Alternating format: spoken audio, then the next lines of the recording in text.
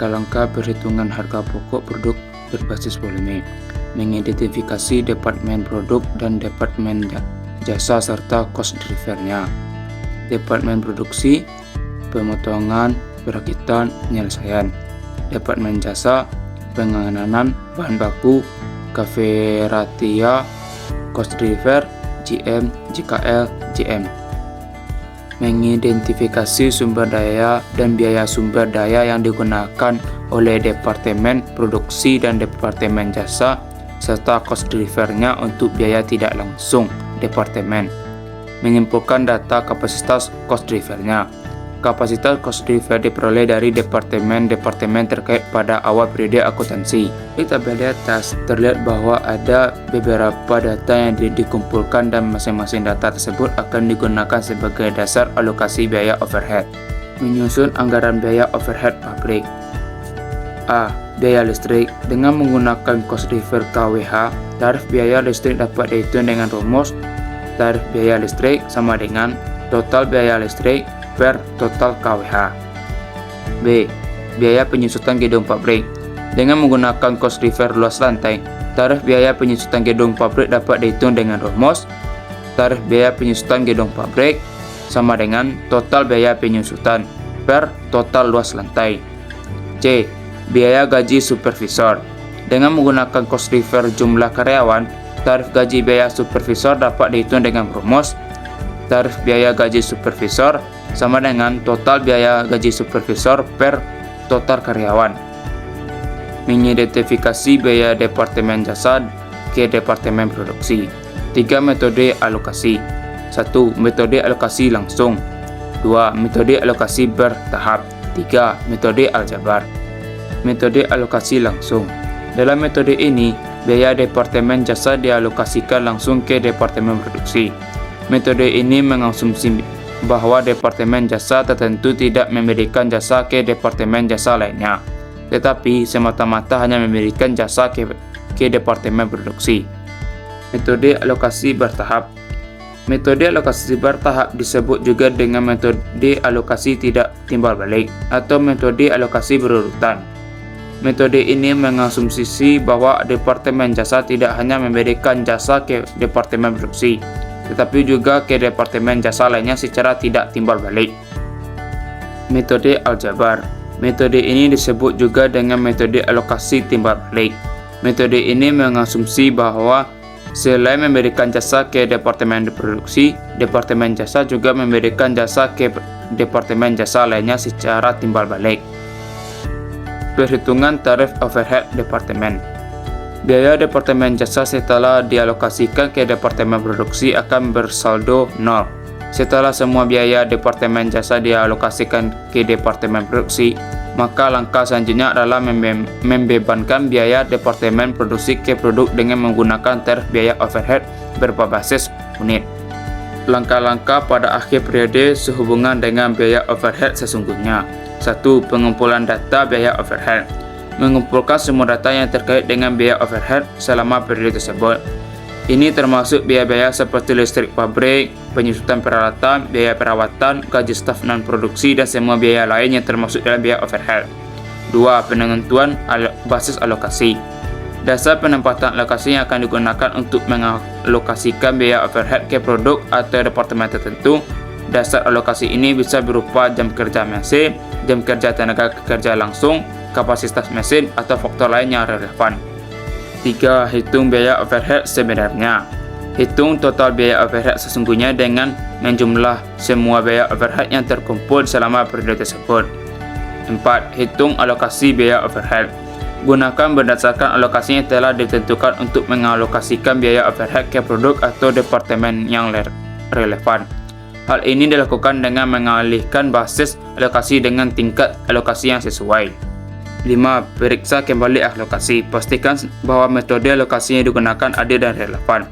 Terkadang perlu ada penyesuaian jika metode alokasi tidak sesuai dengan penggunaan sumber daya yang benar. 6. Perbandingan dengan biaya aktual. Bandingkan total biaya overhead yang dialokasikan ke produk atau departemen dengan total biaya overhead sebenarnya yang jadi selama periode tersebut. 7. Penyesuaian jika diperlukan. Jika terdapat perbedaan yang signifikan antara biaya overhead yang dialokasikan dan biaya overhead yang sebenarnya, maka perusahaan dapat mempertimbangkan untuk melakukan penyesuaian. 8. Pelaporan keuangan. Terakhir, hasil dari perhitungan biaya overhead harus dicatat dalam laporan keuangan perusahaan, termasuk dalam laporan laba rugi atau neraca sesuai dengan prinsip akuntansi yang berlaku. Yang ketiga ialah akuntansi biaya overhead pabrik departemen. Dengan contoh soal, misalkan informasi yang diperoleh dari PT Perabot Jepara cabang Pekanbaru sebagai berikut. BOP sesungguhnya Departemen Pemotongan sebesar Rp45 juta untuk 320 JM. Departemen Perakitan sebesar 30 juta untuk 120 JKL, dan Departemen Penyelesaian sebesar 50 juta rupiah untuk 250 JM. Pola jurnal yang berkaitan dengan BOP. 1. Mencatat BOP dibebankan ke produk. Persediaan BDP pemotongan hasilnya 37.590.400. Persediaan BDP perakitan hasilnya 29.534.400.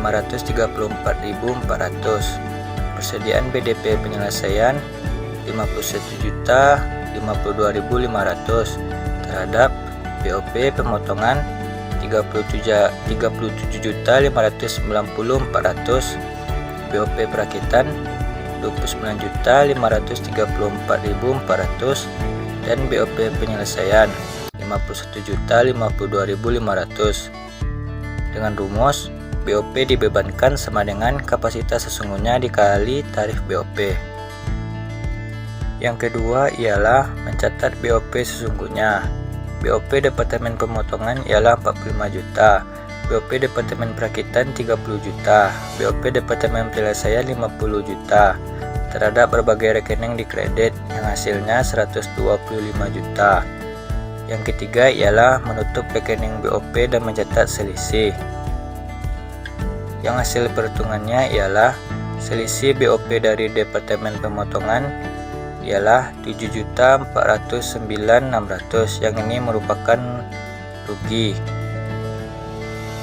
Selisih BOP Departemen Perakitan ialah 465.600 yang hasilnya rugi, dan hasil selisih BOP Departemen Penyelesaian adalah 1.052.500 yang ini merupakan laba atau untung.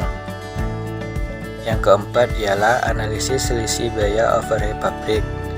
Selisih pengeluarannya dari Departemen Pemotongan ialah 8.566.200 yang ini merupakan rugi.